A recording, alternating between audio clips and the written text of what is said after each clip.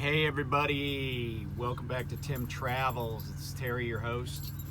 Got Beatrice with me. Beatrice is going to be on the truck more with me, so I know that some of you will think that's kind of cool. So what's going on today? So I'm going to dispense with a little bit of the history and focus a little bit on some predictions I made, or like, you know, videos that I did. I don't like the glare here, but anyway, I'm in Ripley, I think this is called, New York. It's right across the border from Northeast Pennsylvania. I had a load to pick up. I dropped at the 90, which was my second stop this morning, at Cisco in Harmony, Pennsylvania. And I got a load out of Northeast, but I got up here and the guy was like, oh, well, I didn't have you on the list for today, but I can load you tomorrow morning. And I was kind of like, all right, I'm okay with that because yeah, I'm tired actually. I did my 10 at home. Brittany got off the truck and I moved some of my stuff back on. You can see some of my stuff up here, like that's my box of Tim Travel shirts. I got my bike back on the truck, got my bike trainer, you know, so I'm gonna be on the road. I'll probably go home at least one more time this month for a short period of time, and then I'm gonna, I think, take a week off in September, go on a cyclo camping trip with my wife for a few days and just kind of hang out, get some projects done around the house. So in the past I've talked about a few things that I like. Sometimes I was just taking a flyer on these predictions, but other times I was very confident that I was right about stuff. And it's, you know, and I'm not a prophet, right? I'm not like smarter than, you know, somebody else. You know, I think there's a lot of smart people. And, you know, it's kind of funny. I was talking to a colleague of mine, and I was telling them, and by the way, they were a professional, right? They have a college education, and they had previous careers and did some interesting things. And I was saying that I feel like the trucking industry, like the leadership of trucking companies, is, you know, kind of ossified. And I've said this before, and you know, I'm not saying it to really be pejorative, but it is a comment on culture, and that is that, you know, trucking companies, privately held trucking companies, are basically run by old white guys. And, you know, if you think I'm wrong, you know, just go to any company's website and see the pictures of the people that are running these companies, right? Like across the board. And it's not like, it's not a slam on old white guys, it's just an observation, right? But when you have a culture where, you know, somebody's name is on the door of the truck, and then the old guy retires or dies, right? And then the next person that in line has the same last name and is their son or their nephew or their brother, and, you know, it's like you never get new ideas, you never get new blood.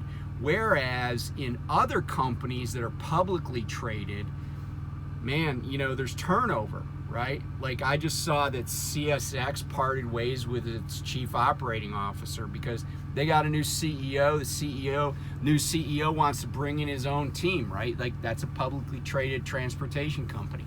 Companies like, say, Knight Swift Holdings, right? It's a big publicly traded company, right? They're going to hire people from, other trucking companies, they're going to bring in new ideas and stuff like that, right, to try to remain competitive because they have to keep their shareholders happy. So, with that in mind, that's kind of the premise of one of the things that I'm going to be talking about, which is, getting back to safety, right?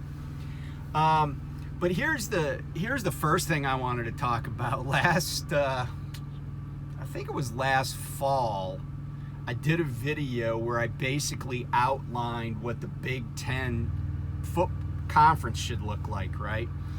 And it was kind of tongue-in-cheek, it was kind of joking, but it was after I think that USC and UCLA had announced that they were going to join the Big Ten, and I'm like, hey, let's just have a big-ass party and include all these teams, let's just get everybody in this, right? And now, if you go back and look at that video, a lot of what I kind of was jokingly saying should happen is happening. Washington and Oregon are joining the conference, and candidly, there's only 4 teams left in the Pac-12 now.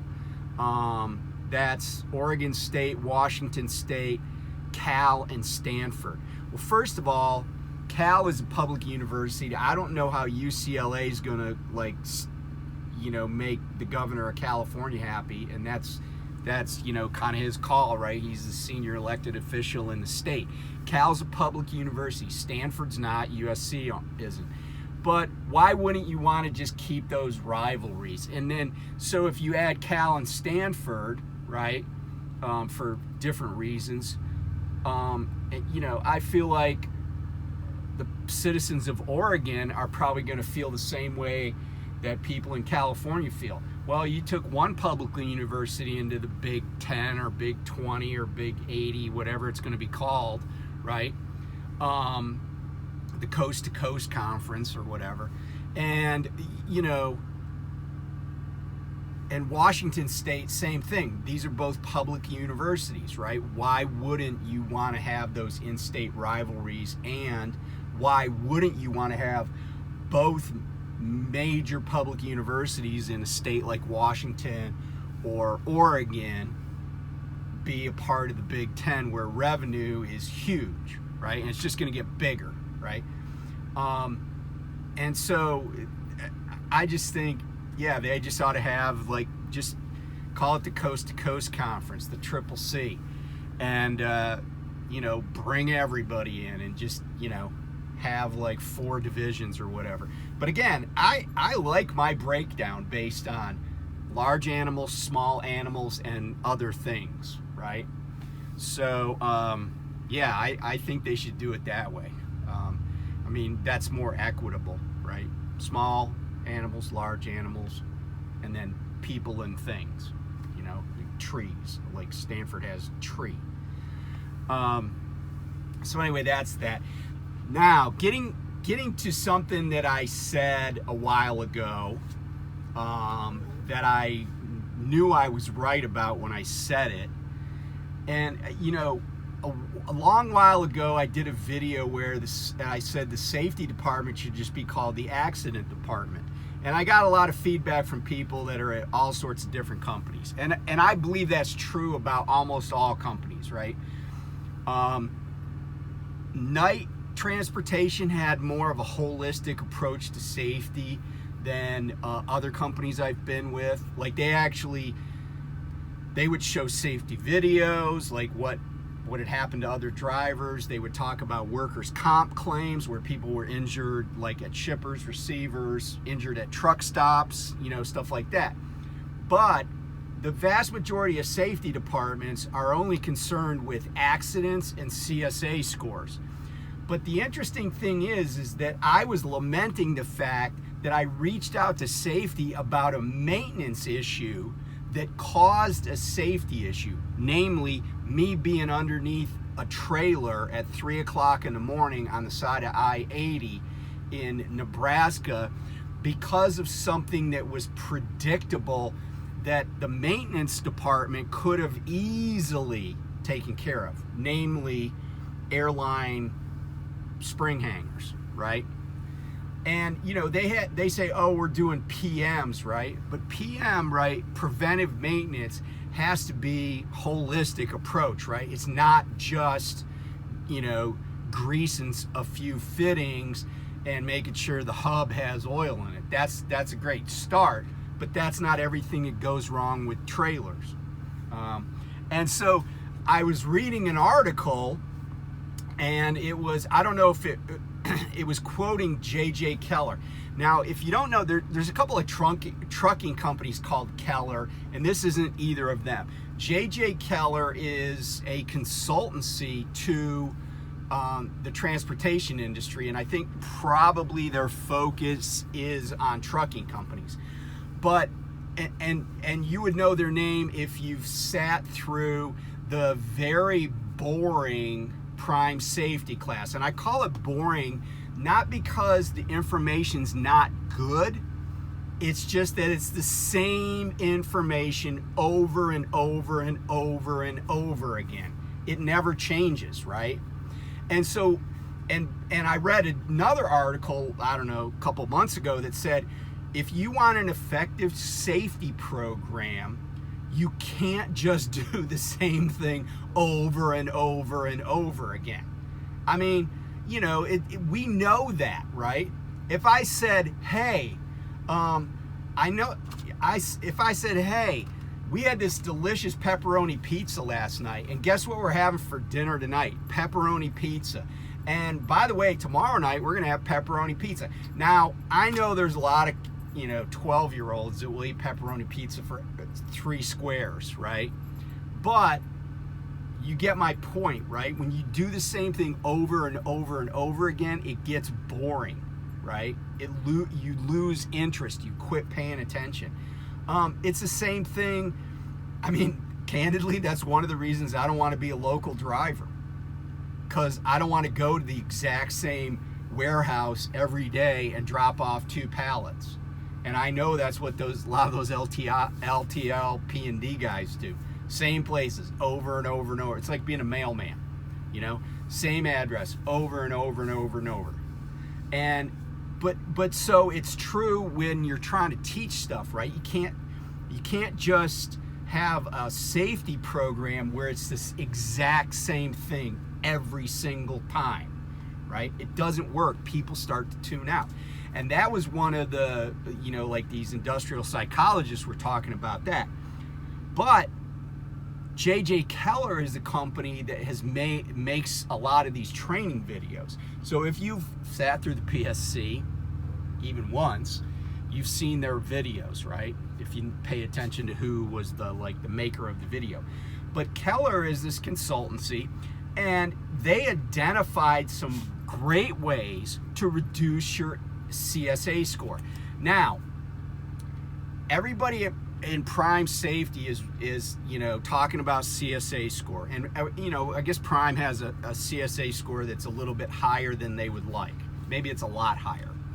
But you know, the interesting thing is, I went back and I looked at you know, like I pulled up the SAFER website that's on the FMCSA's website, and I looked at prime, and you know, prime drivers take a lot of hits, right? Get a lot of like tickets and CSA points for stuff that has nothing to do with personal conveyance. Now, my theory has always been that the people that are failing an inspection because of, you know, one thing are also taking all these other hits simultaneously, okay?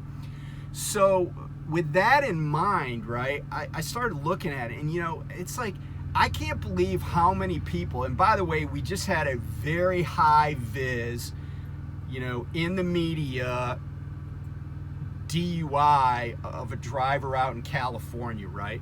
And the irony was, he was drunk.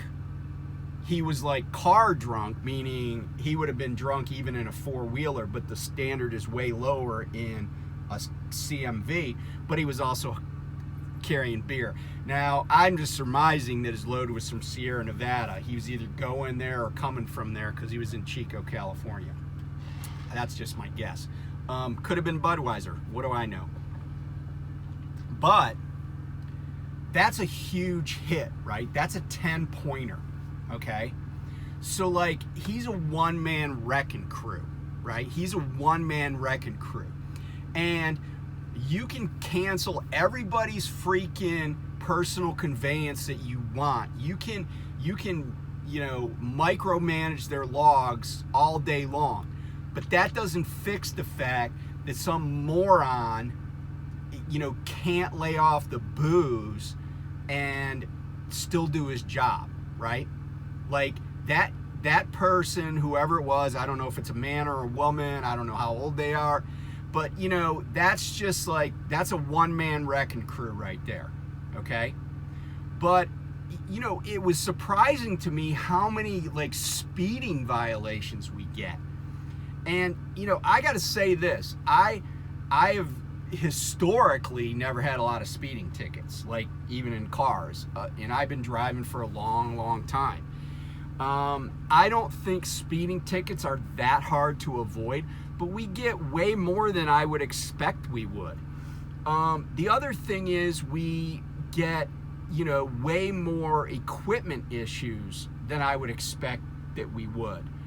But here, and especially one thing that just chaps my ass is the stupid ass anti-lock braking systems on these trailers, right? Like, I swear, like, I think I was talking to Lyle, like last month I picked up like 4 trailers in a row that had that stupid amber light on, right? And it's like, I don't need anti-lock brakes to do my job, but candidly, if I got pulled in, that's gonna be, that's gonna be a ticket, right? It's stupid, but it's gonna be a ticket. But the problem is that we have these non-robust systems that allow DOT inspectors to tee off on us, right? That our maintenance department doesn't fix, right? So, it's like, and here's the answer you get from RA. And this is, and when I go through these, let me just say this. So Keller, in this article, and I know I'm kind of jumping around, they said there are 3 core competencies, or 3 things you can do to help reduce your CSA score as a company.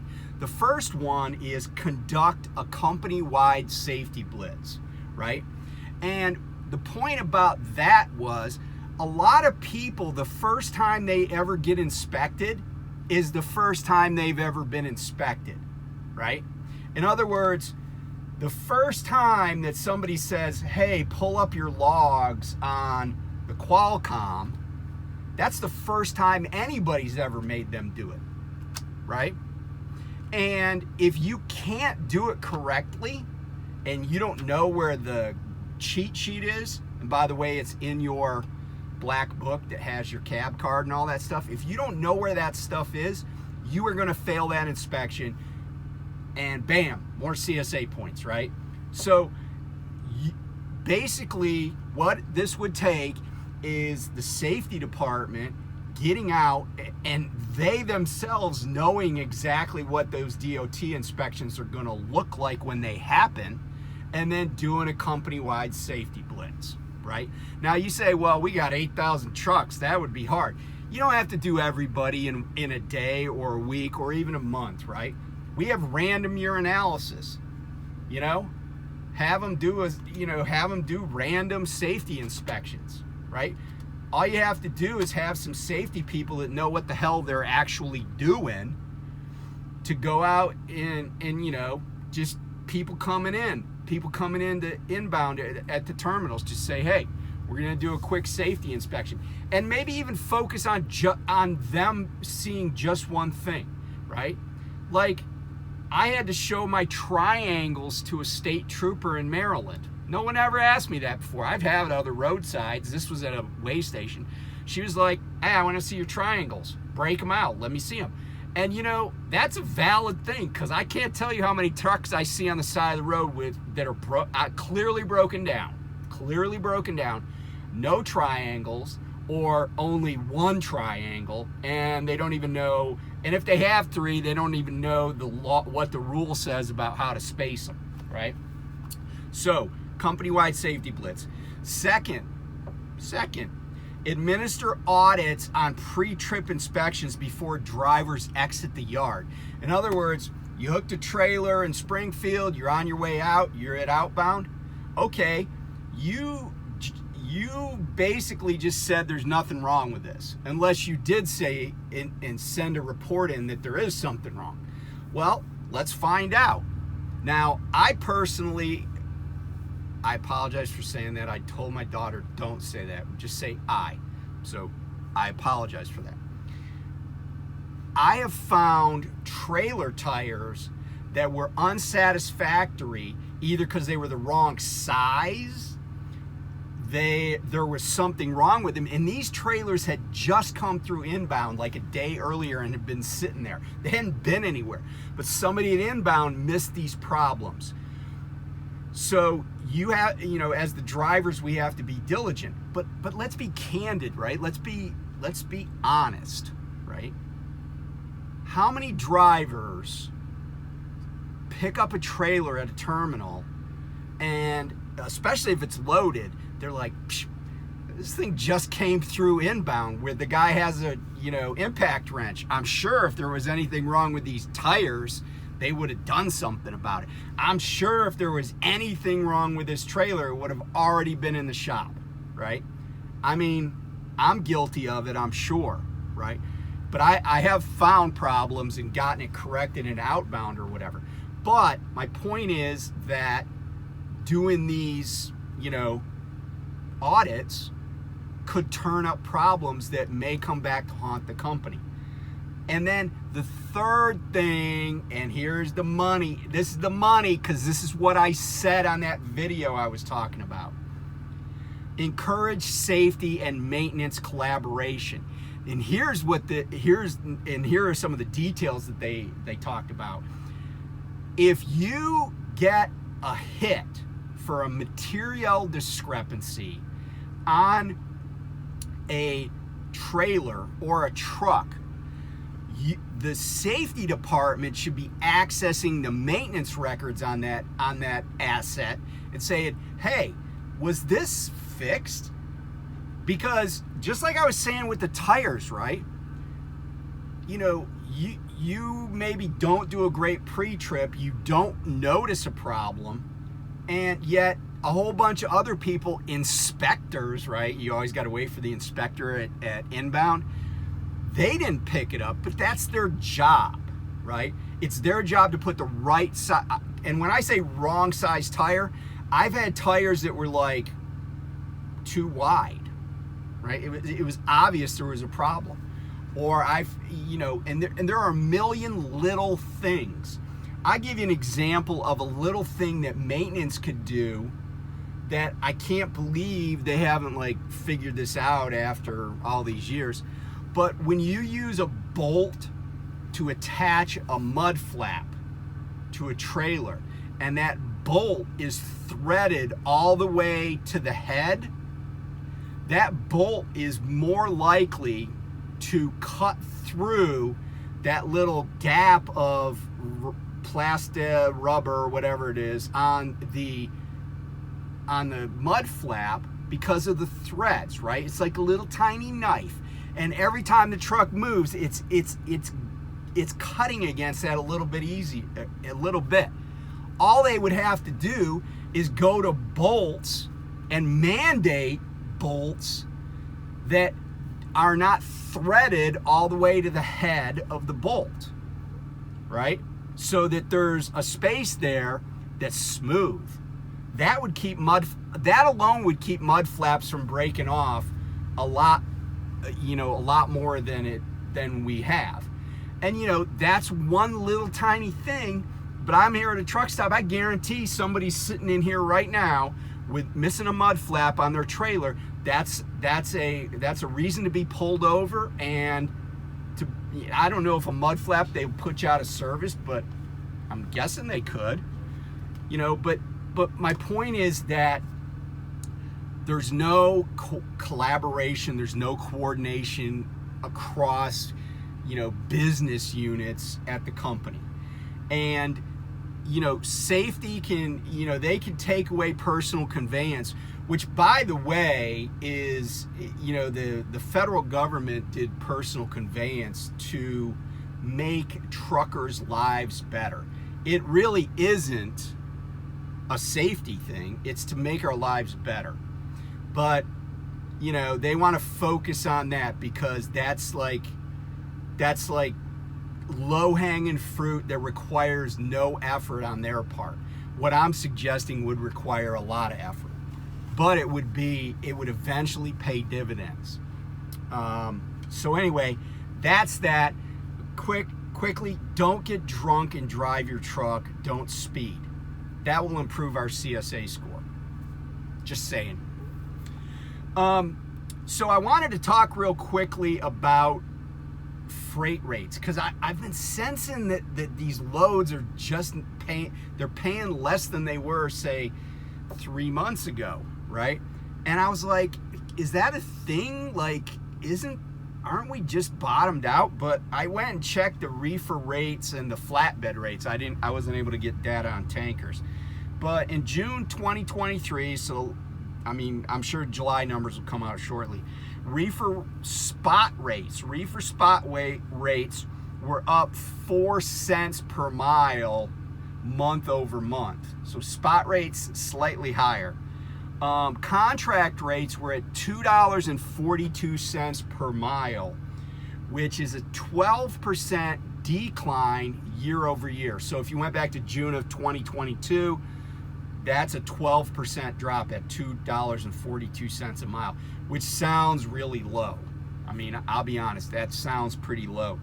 And one of the reasons they think that's the case is because produce volume this year is 2% lower. Now, I know 2% doesn't sound like a lot, but if there are 500,000 produce loads run in a given season, let's say 500,000 loads, that's a drop of 10,000 loads. That's like saying everybody at Prime, right? Everybody at Prime missed out on like 1.2 produce loads. Now, I know most of the produce loads are team loads, but my point is that that actually is a lot. And I don't know that there's not way more than 500,000 produce loads a year run in this country. I'm guessing it's probably, in the millions. But anyway, that's reefer side. Real quick, spot market on flatbed down 2 cents a mile month over month, which is a 17% year over year number. But the contract rate, and I was a little bit surprised by this, it's $2.71 for flatbed. $2.71, so substantially higher than the reefer contract rate, and it's only down 1 cent month over month, and it's down 9.7% year over year. So reefer contract rates down 12% year over year, flatbed only down 9.7. That kind of, comports with, I think I mentioned the other day, or maybe I just in a comment, I said to somebody that flatbed has been doing better than reefer. So if you're running flatbed, I had a few people that even said they thought they were making okay money in flatbed. I haven't looked at my numbers recently, but I'm pretty sure I did it a while ago, because I actually, in my little book here, my little manila book, I had these were the numbers that I did, and I did a video about this. Sorry, these were my numbers going back like March through May. So it'd be interesting to see what like June, July, and the last 8 weeks was. Maybe I should do a comparison. Anyway, thanks for tuning in, and yeah, go Big 25. You know. Oh, one more thought. Nick Saban was lamenting all the conference realignment. Where was he when you know, all these Texas and Oklahoma teams are coming into the SEC? He didn't say jack. And now all of a sudden he's like, oh yeah. He's just mad that USC isn't in the Southeast Conference. So anyway, I'll talk to you guys later. Bye.